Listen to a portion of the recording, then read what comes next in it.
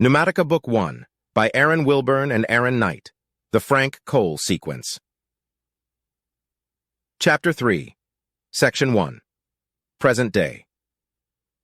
Frank walked into the dimly lit club at 11 p.m. The only concession he'd made to Grimm's attire suggestion was a black leather overcoat instead of his normal tan trench. He often wore black suits depending upon the job anyway, so he felt he would fit in well enough. He was still a little self-conscious and tugged at his black gloves. This place had long been known for its goth leanings, and that predilection had never really gone out of style. If anything, instead of the club being counterculture, now it had become the norm. That said, what had once only really been dark in name and style had soaked in excess for half a century. The place was the perfect example of the ultra-hedonism celebrated by enclave culture.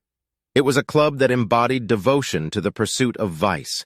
Its pleasures included everything from drugs of all kinds to mindless sex made safe by damn-you-tech advances in STD cures and contraceptives, all free of any kind of morality, even the mildly disapproving but powerless kind espoused by the UTC.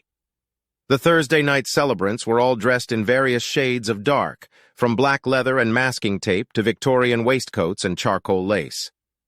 "Well, at least I have the right outfit," Frank grumbled to himself, lifting his shades for a moment to scan the crowd without their electronic input.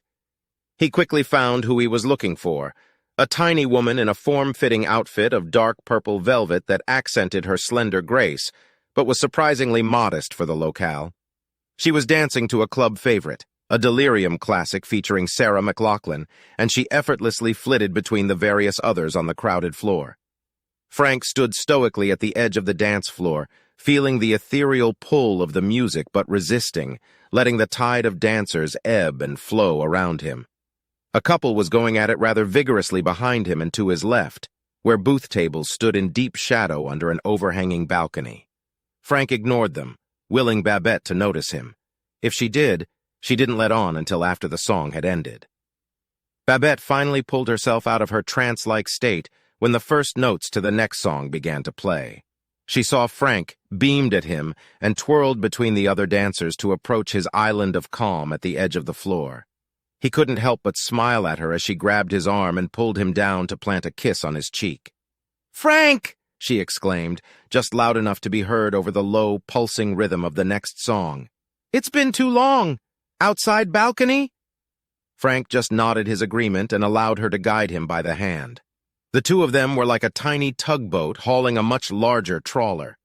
That thought amused him as they made their way through the quieter back bar area and out into the night. The outside balcony was filled with smokers, vapors, tokers, and addicts of all sorts. They filled the open air with various kinds of smoke, to the point where Frank wondered if he should have brought his rebreather.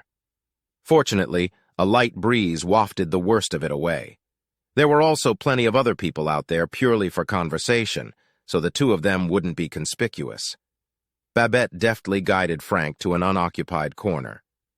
"It really had to be here?" Frank asked, his amused half-grin taking any sting out of the words. "Believe it or not, this is the safest place I know of for us to have a conversation," she replied. "No one's going to question us talking out here. They know me, and they've seen you with me before."